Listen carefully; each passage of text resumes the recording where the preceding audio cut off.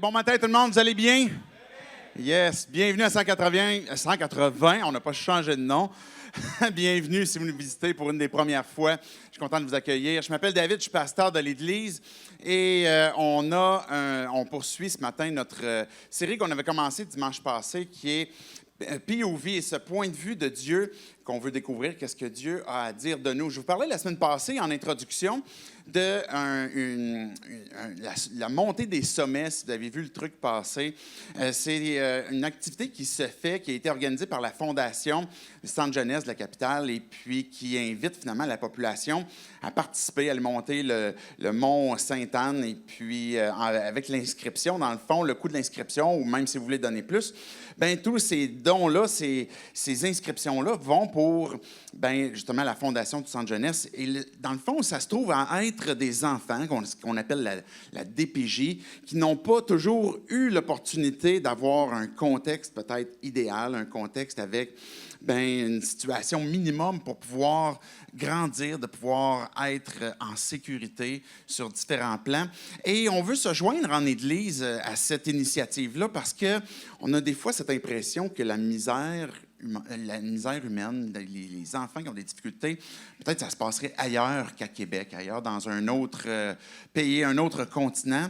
Mais il y en a ici. Il y a des gens tout près de nous qui vivent cette difficulté-là. Et plusieurs de ces enfants auxquels j'ai été sensibilisé à ce contexte-là plus général, justement, de contexte d'enfants qui n'ont pas eu de famille ou des fois qui ont dû être sortis pour différentes raisons, justement, se trouvent avec une difficulté, comme ce qu'on parlait la semaine passée en introduction, pour bâtir leur vie, bâtir leur personne. Chacun d'entre nous, on a été construit avec ce qu'on a reçu, que ce soit notre éducation, que ce soit la présence de nos parents, l'éducation de nos parents aussi, évidemment, le contexte dans lequel on a grandi. Bien, tout ça fait partie de ce qui bâtit notre personne. Et quand on regarde le point de vue de Dieu, quand on veut découvrir qui est Dieu, qu'on soit croyant, qu'on soit dans une démarche de vouloir savoir qui est Dieu, bien, ça nous permet justement aussi de découvrir, même sur un plan plus large, plus grand, spirituel évidemment, qui nous sommes à cause de Dieu. Qu'est-ce que Dieu a à dire de nous? Et ça fait en sorte que ça nous construit. Je disais tantôt, il y a des enfants tout près de nous qui n'ont pas eu ce contexte-là, ils n'ont pas toujours eu l'occasion. Il y a cette théorie que Maslow a mis en forme de pyramide qui se trouve à être comme les besoins principaux de chaque personne. Et puis, tout au bas de la pyramide, ce qui est des plus importants, c'est justement ces besoins physiologiques, de manger, de boire, etc., de respirer. Et le deuxième besoin qui est à la base de cette pyramide-là, c'est le besoin de sécurité. Et c'est ça qu'on regarde ce matin. Je poursuis la pyramide pour ensuite revenir sur cet élément de sécurité. Mais ensuite, cette pyramide-là va révéler justement l'aspect de besoin d'appartenance. On veut appartenir à une famille, appartenir à des amis, appartenir à une communauté. Ensuite, le besoin d'estime et finalement le besoin d'accomplissement, que ce soit dans un travail, que ce soit dans des études, que ce soit en tant que parent, par exemple. Fait que c'est un besoin de s'accomplir. Mais le besoin de sécurité fait partie de la base le plus profond qu'on a de besoin. Quand on a reçu à peu près tout ce qui est nécessaire pour qu'on se sente en sécurité, on n'est pas toujours conscient que c'est vraiment un besoin viscéral. Vous faites peut-être partie des gens qui ont immigré ici, au Canada, parce que, justement, c'était peut-être le contexte de sécurité dans votre pays qui faisait en sorte que ça devenait pénible, ça devenait difficile. On reçoit beaucoup d'immigrants sur cette base-là, justement parce qu'il n'y a pas un contexte de sécurité d'où ils arrivent. Donc, ce besoin-là fait partie de nos entrailles où on a besoin de se sentir comme quoi on est en sécurité. Et je trouvais intéressant parce que justement, ma femme qui est infirmière, avec la DPJ, me disait qu'il y avait 3 réactions typiques qu'on peut avoir quand on ne se sent pas en sécurité, qu'elle avait reçu comme formation. Et puis, c'était comme 3 mots en anglais qui avaient été donnés comme les 3 réactions quand on se sent en danger, qui est flight, fight et puis freeze. Flight, où on se sauve. Fight, où on se bat contre le danger. Ou freeze, où finalement on fige puis on ne sait pas quoi faire. On fait le mort. Mais il semblerait qu'il y a une 4e option aussi, qui est même la soumission face à l'agresseur ou face au contexte. Mais on pourrait même en venir à un point que on va se soumettre à la personne qui rend notre vie insécure pour peut-être sécuriser même notre vie ou différents aspects qu'on voudrait préserver, malgré le fait qu'on se soumet à notre agresseur. Notre besoin de découvrir quel est le point de vue de Dieu sur nous est immense. Et le fait de savoir que ce que Dieu dit de toi ce matin, ce que Dieu dit de chacun d'entre nous, quand on place notre foi en lui, il nous dit « tu es en sécurité ». Et on a besoin de se rappeler de cette vérité, de ce point de vue que Dieu il dit quand il nous regarde, tu es en sécurité. Quel impact est-ce que ça va avoir dans nos vies? Ce matin, je vais vous apporter le psaume, un des textes qui est le plus en avant, je dirais, pour révéler justement cet aspect de sécurité que Dieu déclare sur nous, son point de vue que Dieu déclare sur nous. Et c'est le psaume 91 qu'on va tourner dans un instant. Juste avant qu'on tourne, j'aimerais qu'on prie. On va prier pour que Dieu puisse venir nous parler pour chacun d'entre nous. Puis, j'ajoute à ça, dans notre prière, l'Église Il y a plus. Si vous vous souvenez, maintenant, il y a quelques temps, on a déjà reçu Hugues et Stéphanie qui étaient venus, qui viennent du Saguenay, puis qui étaient venus prêcher. C'était à l'époque où on était dans l'Apocalypse. Et puis, ce matin, l'Église Il y a plus au Saguenay, c'est une église avec laquelle on est en implantation, où on veut bénir, on les soutient, on les encourage. On va être derrière eux, derrière leur implantation. Et ce matin, c'est leur kick-off. Ça va être leur lancement, où ils débutent. Puis, je peux très bien me placer à leur place où ils doivent avoir le souffle court, être un peu nerveux, pas savoir qu'est-ce qui va se passer.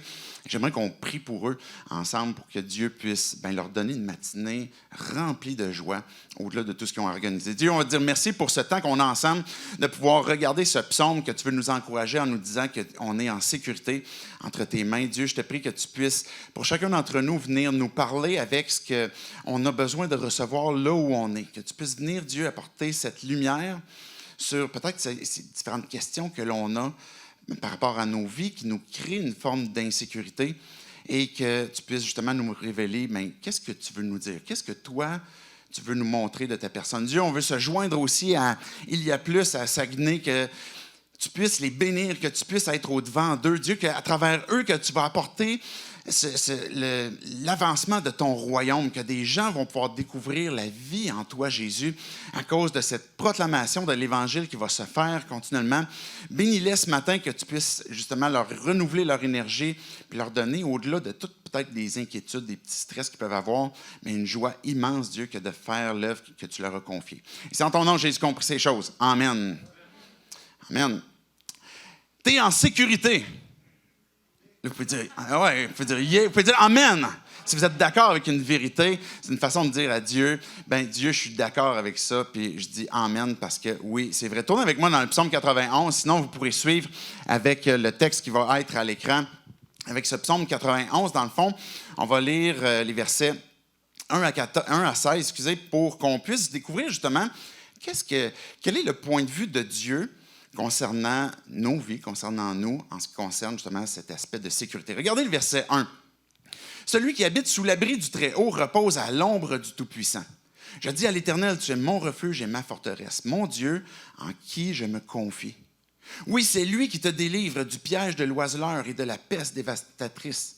Il te couvrira de ses ailes et tu trouveras un refuge sous son plumage.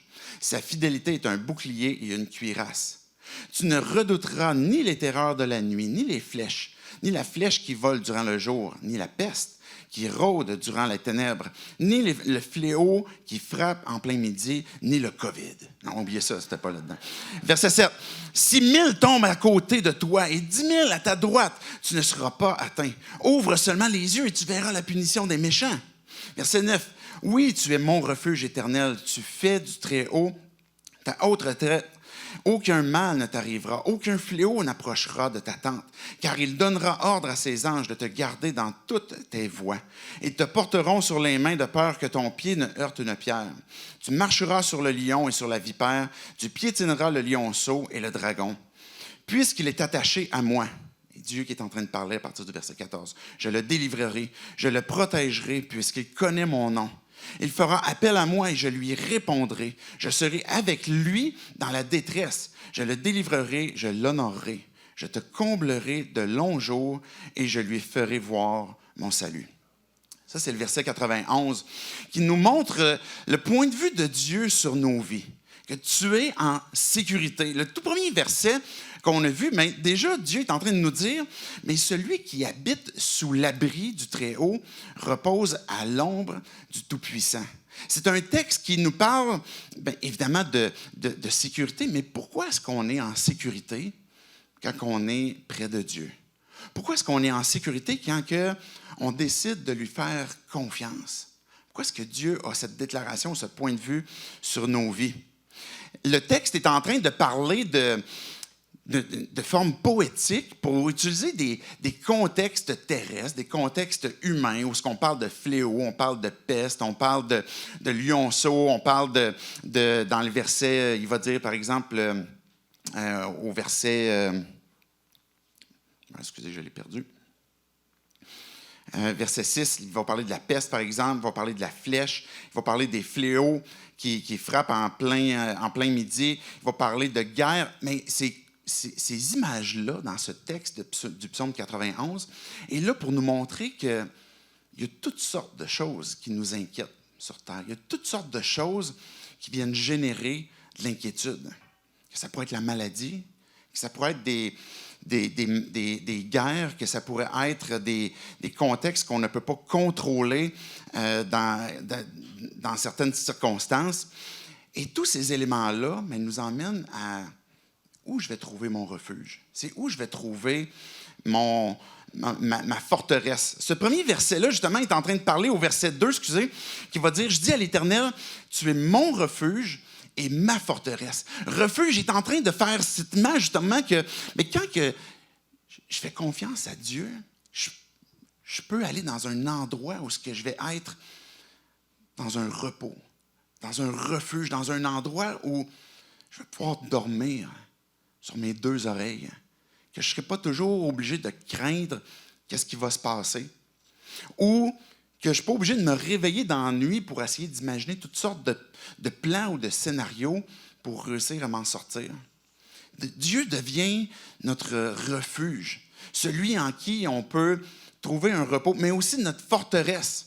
Celui qui nous protège, celui que, quand on fait confiance à Dieu puis qu'on dit « OK, Dieu, t'es celui qui me donne la sécurité, bien, t'es celui qui va me protéger de tout ce que je ne peux pas contrôler. » Combien de choses est-ce qu'on contrôle réellement sur Terre? Même la perte de nos cheveux, on ne les contrôle pas. Peut-être, il y en a qui sont d'accord avec ça. La couleur, peut-être, de nos cheveux, on peut réussir à contrôler un petit peu, mais ça finit toujours par revenir à la couleur de base. Bien, on ne contrôle pas beaucoup de choses. Puis Dieu est en train de nous dire, bien, fais-moi confiance. Tu es en sécurité. Je vais être ta forteresse. Il va dire, verset 2, « Tu es mon refuge, ma forteresse, mon Dieu en qui je me confie, celui qui va avoir le contrôle sur tous les aspects de ma vie et puis que je peux faire confiance. C'est lui qui me délivre de tous ces pièges qu'on voyait tantôt, qui parlaient du piège de l'oiseleur, de la peste dévastatrice. Il va couvrir, regardez verset 4, « Il te couvrira de ses ailes. » Encore cette image un peu comme une maman oiseau qui va venir pour protéger ses petits, pour rassurer, pour dire, tu es en sécurité. Je place mon aile sur toi. Tu peux te reposer. Il va dire à la fin du verset 4, il va dire, tu vas trouver un refuge sous son plumage et sa fidélité est un bouclier et une cuirasse. Des fois, dans les choses qu'on ne contrôle pas, on s'imagine qu'il y a des choses qui vont venir nous faire du mal. Et ce que Dieu est en train de nous dire, c'est que Dieu est fidèle. Et Dieu ne manque jamais à sa fidélité. Des fois, ce qui nous arrive, c'est qu'on fait un chemin inverse. C'est qu'on regarde notre propre fidélité, puis là, on se dit, ben, écoute, moi, si je suis honnête avec moi-même, je sais que je ne suis pas fidèle. Pas toujours en relation amoureuse, là, quand on parle de fidélité, mais fidèle même à tenir sa parole, fidèle à faire les choses comme on doit les faire, fidèle dans tous nos rapports. Et on dit, ben, OK, je ne peux pas toujours réussir. C'est clair que je n'ai pas toujours été fidèle. Et à ce moment-là, ben, on se dit, ben, si moi je suis, souvent, on va avoir envie de faire cette projection envers Dieu. Ben, si tout le monde est comme ça, de quelle façon est-ce que Dieu, lui, il agit envers nous? Mais ce que Dieu nous montre, c'est plutôt l'inverse, où plutôt que de commencer avec notre propre manque qui nous conduit à, bien, si moi je suis infidèle, est-ce que Dieu est infidèle aussi? Mais plutôt de commencer à, Dieu est fidèle. Puis ça va être un bouclier pour toi. Ça va faire en sorte que tu vas toujours pouvoir t'appuyer sur lui. Et que quand, puis même dans le Nouveau Testament, on voit justement cette déclaration, que même quand nous, on est infidèles, Dieu demeure fidèle. Sa fidélité, elle est toujours là. Elle ne dépend pas de ce que nous, on fait ou de ce que nous, on ne fait pas, mais Dieu est toujours le même. Et encore là, on parle de... Je disais tantôt, j'ai pris le temps de mentionner que ce texte-là est en train de mentionner des éléments très terrestres pour faire le pont ou faire le lien avec ce que Dieu nous préserve en termes de sécurité. Mais il faut comprendre en même temps que quand on découvre la vie que Dieu veut qu'on ait en lui, c'est que notre vie est bien au-delà de ce qu'on a sur Terre présentement. Et si ce qu'on a, est-ce que notre vie est limitée uniquement à ce qu'on a ou ce qu'on n'a pas sur Terre, on est vraiment malheureux. Et Paul lui-même, dans le Nouveau Testament, il va dire, bien, si Christ n'est pas ressuscité, s'il n'y a pas de vie éternelle, s'il n'y a pas un autre aspect qui concerne au-delà du monde terrestre, un monde spirituel, si Christ n'est pas ressuscité puis qu'il nous a justement ouvert la porte du ciel pour pardonner nos péchés puis qu'on puisse être réconciliés avec lui, bien, si Christ n'est pas ressuscité, mangeons et buvons parce que demain on va mourir. Mais si Christ est ressuscité, à ce moment-là, il y a une autre perspective, une autre façon de voir. Et oui, on pourrait peut-être avoir des difficultés, avoir des épreuves. Si je place ma foi en Dieu, est-ce que ça se peut que je vive des épreuves, des difficultés? La réponse est oui. Mais est-ce que ces difficultés, est-ce que ces épreuves-là viennent miner la sécurité que Dieu me donne? Dans une perspective qui est au-delà de ce qui est maintenant sur Terre, mais qui implique aussi l'aspect spirituel et l'aspect futur. Parce que nous autres, on est très limités à maintenant et ici. Mais ça va bien au-delà de maintenant et ici, quand on réalise justement cette perspective que Dieu veut nous donner, et que là, on réalise que quand Dieu nous dit « tu es en sécurité », ça va impliquer évidemment tout l'aspect spirituel, cette dimension qui est bien au-delà et qui est la réalité de laquelle tout découle. Notre monde qu'on croit réel, ben, découle de cette réalité qui est spirituelle, qui est avec Dieu, qui est de Dieu. Et ce qu'il va nous donner justement dans ce monde avec lui, ben, c'est cette sécurité comme on peut avoir aussi, même pendant qu'on vit sur Terre, ben, qu'on va dire, ben, Dieu, je ne sais pas qu'est-ce qui m'attend, je ne sais pas ce que je vais vivre, mais je te fais confiance. Parce que je sais qu'en toi, je peux avoir cette sécurité. C'est mon refuge, ma forteresse, ma fidélité, et puis rien vient me faire peur. Dieu est en train de me dire ça à travers le psaume. Tu es en sécurité. Il va dire, ben, OK, tu es mon refuge éternel, verset 9. Tu es ma haute retraite, celui qui, on ne pourra jamais atteindre cette haute retraite pour venir attaquer, pour venir détruire, parce que je suis dans tes mains. Jésus il disait la même chose. On est dans sa main quand on est son enfant, sa brebis, et personne ne va pouvoir nous ravir de sa main. Et ça crée cette sécurité où maintenant, je peux me reposer sur lui. Maintenant, ça, c'est le point de vue de Dieu. On va revenir tantôt, je voulais comme étayer un peu le psaume 91 pour qu'on puisse découvrir c'est quoi le point de vue de Dieu sur nous. Mais souvent, on a à dealer avec notre propre POV, notre propre point de vue sur nous-mêmes, sur nos propres vies. Où c'est qu'on va chercher notre sécurité? À quel endroit est-ce que vous trouvez votre sécurité?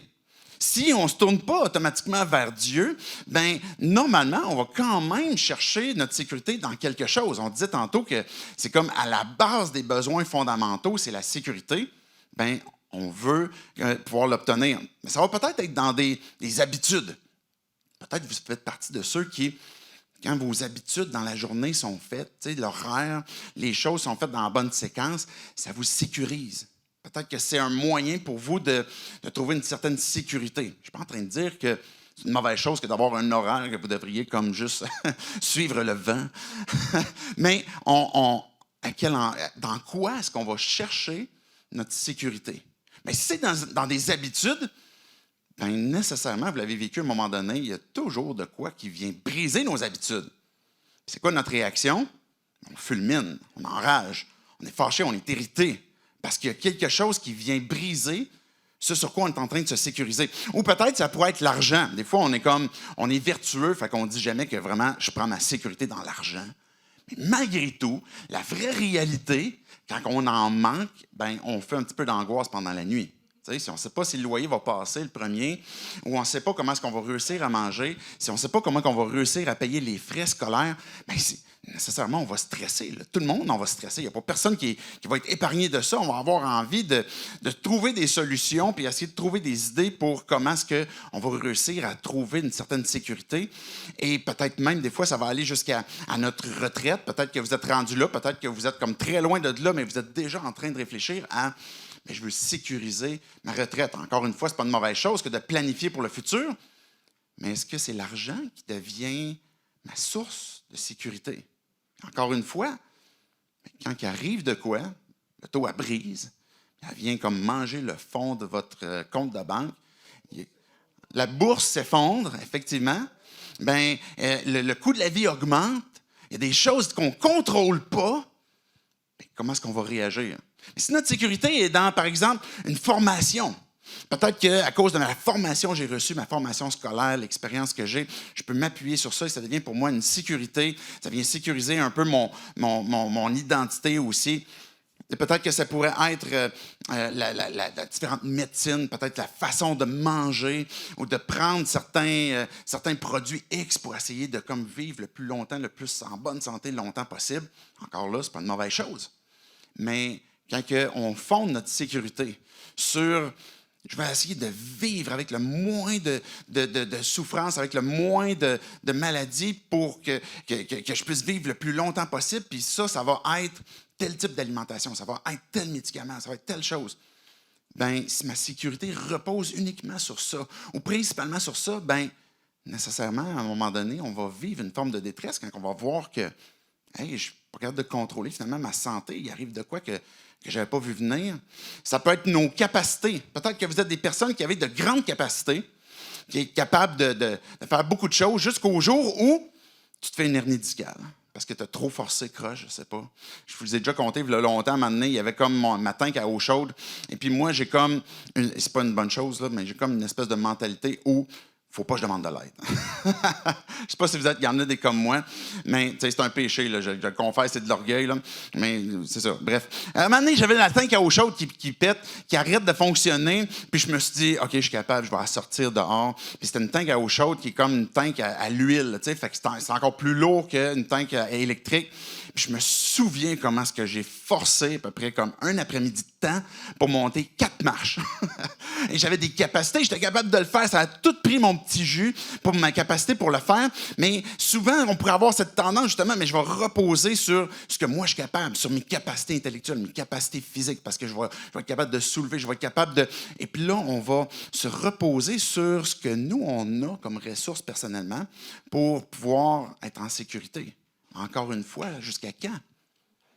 Quel moment on perd la capacité? L'insécurité est quelque chose qui nous guette à tout coin de rue. On l'a vu dans le psaume, il parlait plein de choses, que ce soit la peste, que ce soit la flèche, que ce soit comme une maladie, que ce soit le manque de contrôle sur l'argent, sur notre éducation. On va plus loin que ce que le psaume 91 dit pour voir qu'il y a des choses qui, chacun d'entre nous, dans nos vies, qui viennent justement de nous stresser.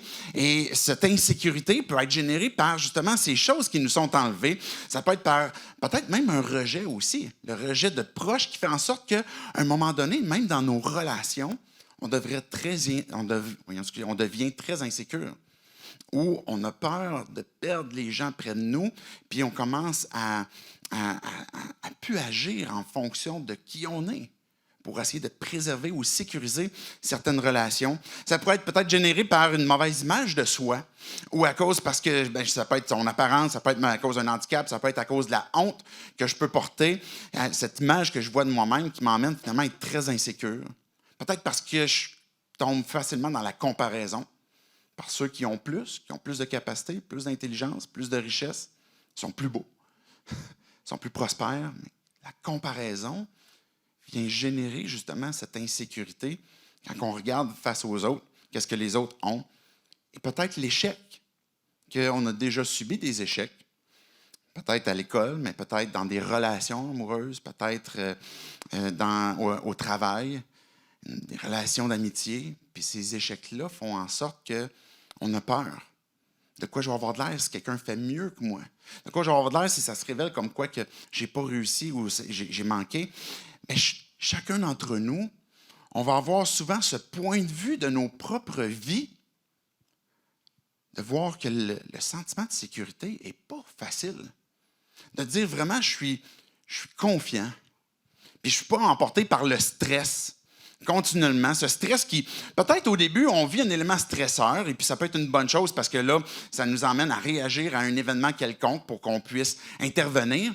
Mais quand que le stress perdure dans le temps, puis qu'on reste dans notre anxiété, dans notre inquiétude, dans notre insécurité, mais ça finit par nous détruire. Ça finit que par venir voler beaucoup de choses qu'on a, comme notre joie, comme notre plaisir, notre liberté. Peut-être qu'on se met à devenir désagréable avec les gens qui sont près de nous. J'ai noté des particularités, je dirais 8 particularités, pas besoin de les noter, mais juste pour qu'on puisse comprendre ce que justement cette insécurité vient dissimuler des fois. Mais une des particularités pourrait être que justement l'insécurité va se révéler de plein de façons différentes. On ne réagit pas tous pareillement à l'insécurité. On pourrait, comme peut-être certains d'entre nous, on va s'isoler, on va se retirer, puis on ne parlera plus. Puis d'autres, ça va être l'inverse, où ils vont devenir très exubérants. Puis ça va dissimuler une forme d'insécurité. L'insécurité pourrait pousser à la comparaison, comme je viens de mentionner. Une autre particularité, ça pourrait aussi conduire à un manque d'amour dans mes paroles, dans mon attitude. Je deviens brute, je deviens irritable. Et puis là, j'accorde plus de confiance parce que l'autre, je ne sais pas s'il va ramer dans le même sens que moi pour que je puisse obtenir ce que je voudrais. Et puis là, ça me génère de l'anxiété. Puis, finalement, un manque d'amour. L'insécurité va venir voler la joie, comme je disais tantôt. Elle va venir aussi, elle va devenir difficile à détecter. À un moment donné, quand on ne prend pas le temps de réfléchir sur ce qui vient peut-être générer une forme d'inquiétude, d'anxiété, on n'est peut-être même plus conscient de pourquoi. Qu'est-ce qui se cache derrière ça? C'est quoi l'aspiration qui est la plus profonde, qui est derrière ce que je voudrais? Puis souvent, on va justifier notre insécurité, moi le premier, par certaines vertus. C'est normal, je veux économiser. C'est normal que je veux bien manger, c'est parce que je veux vivre en bonne santé. C'est normal. C'est normal que je suis comme minutieux ou perfectionniste au travail. Je veux bien faire les choses, mais ça dissimule peut-être derrière ça une forme de performance pour que je puisse être bien aimé des gens qui vont voir ma performance. C'est quoi qui se cache derrière ça? Souvent, ça va dissimuler justement ce qui est plus profond ou ça va nous enlever une autre chose, que ça va venir nous voler des heures de sommeil. On ne dort plus bien, ça vient voler notre qualité de vie. Puis le sommeil, le repos, là, c'est un don divin. Hein? Vous pouvez dire amen à ça. Le repos, ça fait partie des 7 jours de la création. Le 7e jour, Dieu s'est reposé. Amen. Souvent, on va se priver du repos pour tomber dans de l'agitation qui, ça, est clairement, je vais le dire comme ça, démoniaque. Contrairement à un repos divin, on tombe dans une agitation qui n'est pas selon le plan de Dieu pour qu'on puisse, plutôt que d'avoir Dieu comme refuge, comme forteresse, comme appui, comme bouclier, mais je reviens à mes capacités, puis là, je cours à gauche et à droite pour essayer de solutionner, puis je tombe dans l'agitation et je ne vis plus le repos. La vie abondante que Dieu me donne, est-ce qu'il la donne pour vrai? Je viens pour donner la vie et la vie en abondance, que Jésus disait. Mais des fois, on a besoin de se repentir. Je m'en vais trop vite à la conclusion. Là. Mais des fois, on a besoin de se repentir de certaines habitudes sur lesquelles on se repose ou on trouve notre sécurité dans des choses que l'on a humainement, à notre point de vue, qui peut-être va pouvoir venir nous apporter une sécurité. Et on a besoin de se repentir de ça pour dire, Dieu, tu es celui sur qui je vais m'appuyer. Tu es celui sur qui je vais me reposer. Puis je vais trouver justement mon énergie, mon repos. Regardez avec moi dans Ésaïe 30, le verset 15. En effet, voici ce qu'avait dit le Seigneur, l'Éternel, le Saint d'Israël. C'est dans le retour à moi et le repos que sera votre salut. C'est dans le calme et la confiance que sera votre force. Mais vous ne l'avez pas voulu. Vous avez dit, non, nous nous enfuirons à cheval. Mais voilà pourquoi vous vous enfuirez. Nous montrons des chevaux rapides. Mais voilà pourquoi vos poursuivants, vos poursuivants seront rapides. Mais notre propre point de vue de notre propre sécurité, ce que Dieu dit, c'est on va avoir tendance à se reposer sur nos chevaux qui vont vite, sur notre capacité à s'enfuir. Puis Dieu, il dit, ben, si c'est le moyen que vous choisissez, vous allez vous allez vous enfuir. Si c'est d'aller sur des chevaux, mais voici comment est-ce que vos poursuivants vont vous poursuivre. Mais au verset 15, il va dire, mais ce que moi j'ai à dire, l'Éternel, le Saint d'Israël, c'est dans le retour à moi. Revenez à moi. Revenez à la forteresse, revenez à mon ombre, revenez au Tout-Puissant. Ce retour à moi est le repos que sera votre salut, notre délivrance. C'est quoi qui fait qu'on va vivre en paix? C'est quoi qui fait qu'on va avoir cette vie en abondance? C'est quoi qui fait qu'on va avoir ce sentiment qui est comblé de « je suis en sécurité ». Mais ce que Dieu est en train de nous dire, son point de vue sur nos vies, c'est « tu es en sécurité, viens à moi ». Quand tu viens à moi, tu vas avoir cette sécurité sur laquelle tu vas pouvoir te reposer. C'est dans le calme et la confiance que sera votre force, pas dans l'agitation. Le calme et la confiance. Dire Dieu, c'est sur toi maintenant. Mais vous ne l'avez pas voulu. On a une décision à prendre. Comment est-ce qu'on va arriver à croire? Comment est-ce qu'on va arriver à croire le point de vue de Dieu? Parce qu'en fait, on a deux points de vue qui sont en comparaison. Ce point de vue que Dieu nous dit, tu es en sécurité. Quand tu places ta foi en moi, tu es en sécurité. Mais on a notre propre point de vue qui, nos vies, on cherche à les sécuriser avec les moyens que nous, on a. Puis on réalise que souvent, notre sécurité est continuellement remise en jeu. Comment est-ce qu'on va faire pour croire le point de vue de Dieu quand il nous dit « tu es en sécurité ». Et c'est là que je veux faire, ce que j'ai commencé la semaine passée, une petite capsule théologie. Cette petite capsule-là est importante pour qu'on puisse découvrir le point de vue de Dieu. Pour croire le point de vue de Dieu sur toi, tu dois avoir le bon point de vue de Dieu sur sa souveraineté. Dieu est souverain.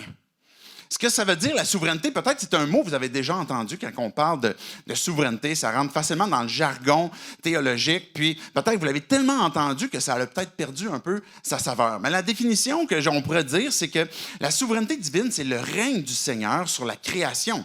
En tant que souverain, il exerce sur elle sa domination. Donc, il y a trois éléments. Je vais apporter quelques compléments sur la définition, puis après ça, on va voir trois éléments du concept biblique. En ce qui concerne la souveraineté elle-même, elle va apparaître rarement dans nos traductions francophones. Si vous lisez, par exemple, la Bible dans une traduction que, mettons, la seconde 21 qu'on utilise ici souvent, vous avez peut-être d'autres traductions, vous n'allez pas tant voir le mot souveraineté, mais le mot est partout à travers la Bible. C'est un concept qui est extrêmement important, qui va parler justement de la seigneurie. Quand on dit Seigneur, c'est cette idée où ce que Dieu est maître. C'est un souverain, c'est un dirigeant, un roi ou un seigneur. Quand on dit que Dieu est souverain, ça implique ces éléments-là. Puis les Écritures vont désigner souvent Dieu comme celui qui règne sur toute chose. Quand on comprend ce point de vue-là que nous, on peut avoir de Dieu, Dieu, tu règnes sur toute chose. D'un coup, notre façon de voir ce que Dieu dit de nous est transformée. Dans le concept biblique, il y a trois éléments qu'on parle qui concernent la souveraineté de Dieu. Et ces trois éléments-là, c'est son contrôle, son autorité et sa présence. Son souverain contrôle, sa souveraine autorité puis sa souveraine présence. Qu'est-ce que ça veut dire? C'est que quand on parle de son contrôle, c'est que c'est cet élément comme quoi que Dieu va être capable d'avoir sous sa main tout ce qui existe. Et par exemple, on va voir dans Exode 3, à un moment donné, Dieu qui va venir se révéler à Moïse. « Je suis celui qui est ». Dieu va venir se révéler à Moïse en utilisant le nom en Yahweh. « Je suis celui qui est ». Qu'on a traduit dans la Bible le Seigneur. On a traduit l'Éternel, mais qui est le Seigneur, celui qui règne. Ce que Dieu est en train de vouloir dire à Moïse, là, à travers le buisson ardent. Ce n'est pas l'Égypte qui gère le monde. Ce n'est pas le Pharaon qui est au contrôle de tout ce qui se passe. Ce n'est pas leur Dieu, leurs idoles qui fait qu'il va pouvoir retenir ma volonté. C'est moi, Yahweh, le Seigneur, celui qui règne sur toute la terre. Puis quand on regarde la suite de l'histoire, Dieu a envoyé des plaies sur l'Égypte qui mettaient en échec des dieux égyptiens, des idoles égyptiennes qu'il y avait. Puis Dieu est en train de montrer, je suis souverain. J'ai le contrôle absolu sur même les plus grandes puissances du monde. Sur n'importe quel roi, sur n'importe quel dictateur. Dieu est souverain. Ça implique qu'il a ce contrôle-là. Il est toujours efficace. Rien ne peut l'empêcher. Son contrôle est universel. Qu'est-ce que ça implique, ce contrôle universel? Bien, ça implique des événements naturels. On pourrait avoir des cataclysmes qui arrivent, puis on va dire, mais est-ce que Dieu était au contrôle? Est-ce que Dieu l'a échappé? Dieu est au contrôle. Même quand la terre est en train de souffrir les douleurs de l'enfantement qu'on va voir dans la Bible, mais c'est justement ces éléments cataclysmiques qui peuvent arriver, mais Dieu est au contrôle. L'histoire de l'humanité est sous le contrôle de Dieu aussi. Chaque vie, chacune de nos vies est sous son contrôle absolu. Il est capable de conjuguer, et ça vient d'ouvrir une autre porte importante à un autre aspect théologique, mais Dieu, dans sa souveraineté, va être capable de conjuguer le fait qu'il contrôle tout et en même temps nos vies avec le libre arbitre qu'il nous a donné. Parce qu'on peut faire des choix. On peut décider ce qu'on veut. Dieu nous a donné un libre arbitre. Et malgré ça, Dieu est au contrôle de tout. Il y a des aspects qu'on ne comprend pas parfaitement, évidemment, de ce que ça veut dire que Dieu est souverain. Mais on peut comprendre comme quoi qu'il est au contrôle de chacune de nos vies, qui est capable de conjuguer même avec notre libre arbitre, et puis qui révèle les profondeurs du cœur humain pour nous amener aussi à la repentance. Et ça fait partie de cet aspect souverain qu'il est capable de révéler nos propres vies, révéler nos propres cœurs, que nous-mêmes, des fois, on a de la misère à voir et à comprendre. Le maintien de sa grâce aussi, salvatrice, ça fait partie de son souverain contrôle que Dieu nous donne sa grâce, puis il va avoir sa grâce commune qui va être donnée à toute l'humanité. Cette grâce commune, c'est les biens, les bonnes choses que chaque personne va pouvoir vivre, pouvoir profiter, à cause que Dieu va donner justement sa grâce, puis la maintenir. Sa souveraine, on a parlé de son souverain contrôle, mais ça implique, comme je disais tantôt, sa souveraine autorité. Qu'est-ce que ça veut dire? C'est que Dieu est celui qui est Seigneur, celui qui est maître. Quand on est arrivé justement au mont Sinaï, dans l'histoire, je parlais de Moïse tantôt, mais quand Moïse arrive, quand le peuple arrive au pied de la montagne Sinaï, Dieu il se révèle comme étant le Seigneur, celui qui détermine les lois. Celui qui a déterminé c'est quoi qui est bien puis qu'il veut pour nos vies. Ces 10 commandements. Celui qui va déterminer justement ce qu'on devrait faire, ce qu'on ne devrait pas faire. Ça fait partie de sa souveraineté. Son autorité, ou ce qu'il va avoir cette autorité absolue. On est capable de voir que Dieu ordonne aux éléments. Il peut ordonner à la rivière, à un cours d'eau d'arrêter.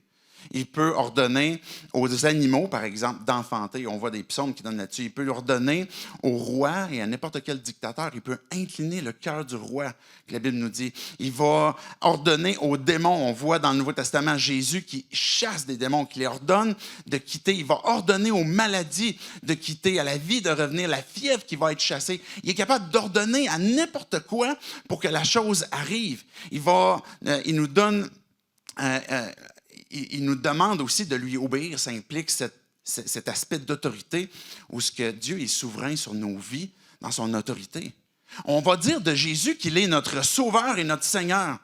Mais je vais faire le pont tantôt avec, mais pourquoi est-ce que Jésus, qui est notre Sauveur, mais aussi notre Seigneur, devient une liberté pour nos vies, quand il devient notre Maître?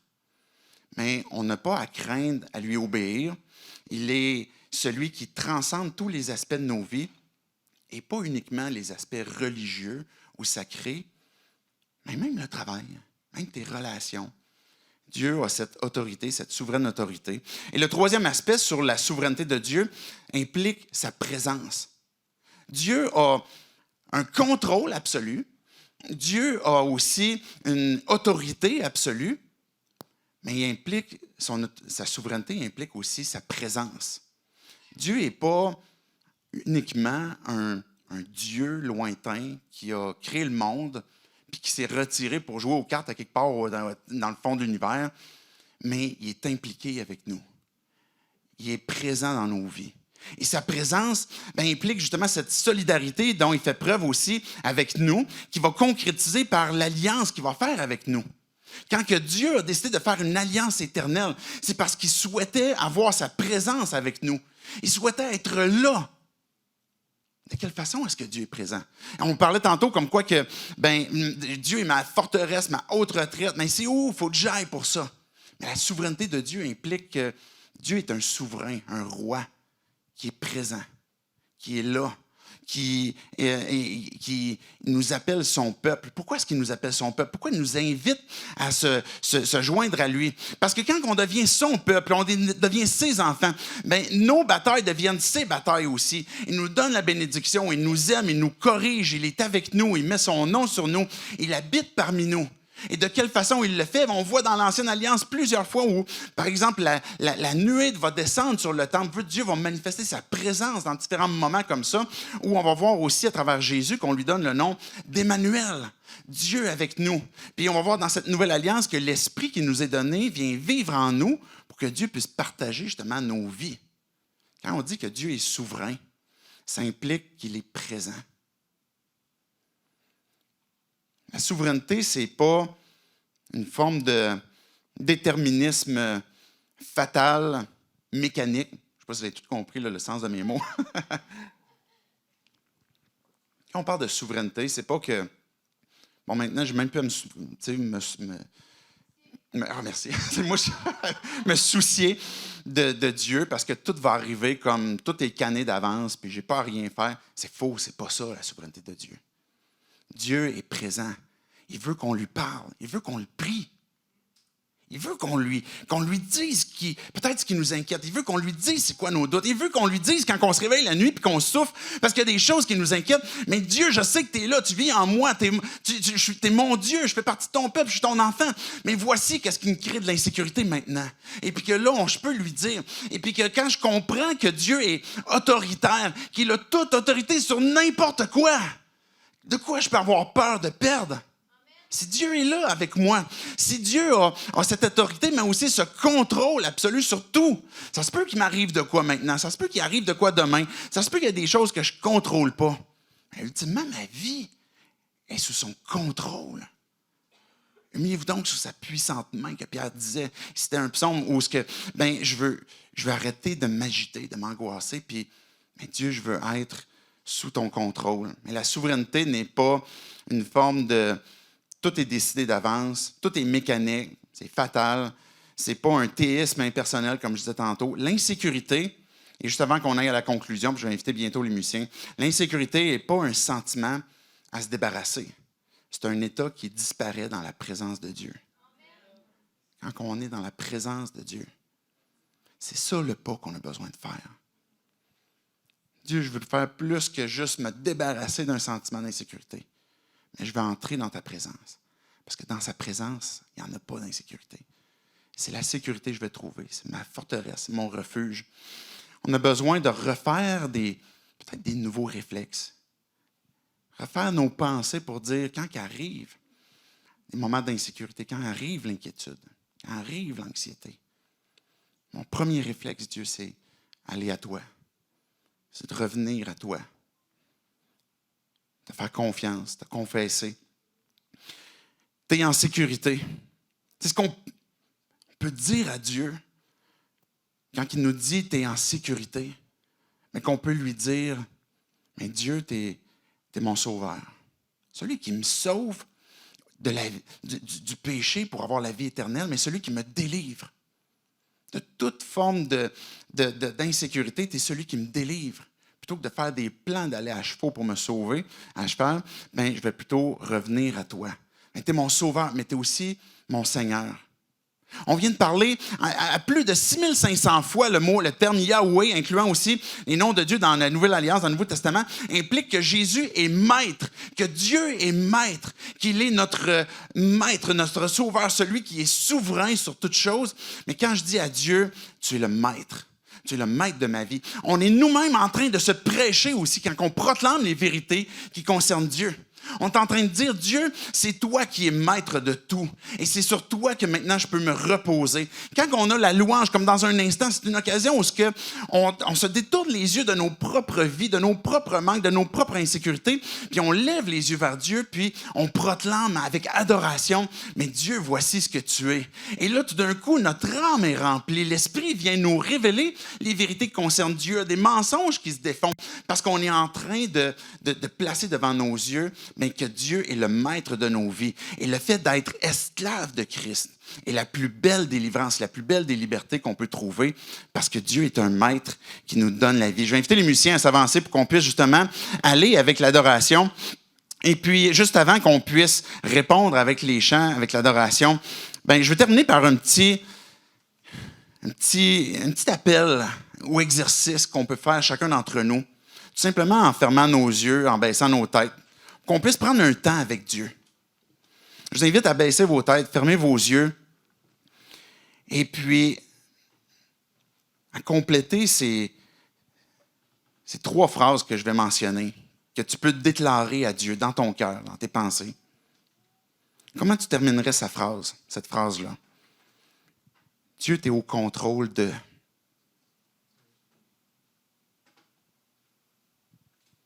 Prends le temps de le dire à Dieu dans ton cœur, dans ton esprit.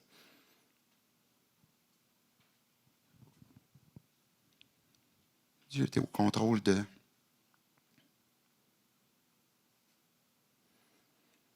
Une autre phrase que tu peux déclarer à Dieu. Dieu, tu as toute autorité sur...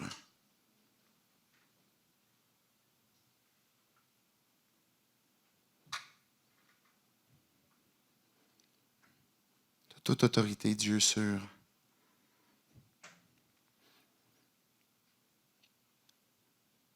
Une dernière déclaration.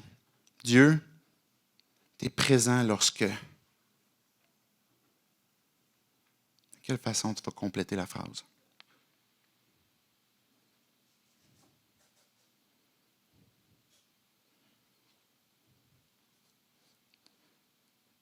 Tu nous dis, Dieu, qu'on est en sécurité, qu'on place notre foi en toi. Jésus, tu es celui qui est venu marcher avec nous sur terre pour nous donner ta vie, pour nous faire connaître qui tu es, nous faire connaître qui nous sommes. Nous révéler, Dieu, que tu veux avoir cette intimité avec chacune de nos vies. Tu es celui qui est souverain. Dieu, on veut déclarer ce matin que tu es un Dieu merveilleux, un Dieu qui est grand, celui qui mérite toute adoration parce que c'est toi notre bouclier, ta fidélité, notre haute retraite, notre forteresse, notre refuge, celui qui nous donne la sécurité. Dieu, c'est dans le calme et le repos qu'on va trouver notre force. C'est ça qu'on veut se rappeler ce matin, que tu es au contrôle, que tu as toute autorité, et que tu es présent. Dieu, c'est ce point de vue qu'on veut déclarer ce matin, qu'on veut se rappeler aussi continuellement quand va arriver ces moments. Je te prie que par ton esprit, que tu puisses venir nous rappeler ces vérités pour qu'on puisse lutter avec cette vérité que tu nous révèles, que tu nous donnes, comme quoi que tu es souverain et qu'en toi, on trouve notre sécurité. Et c'est en ton nom, Jésus, qu'on prie ces choses. Amen.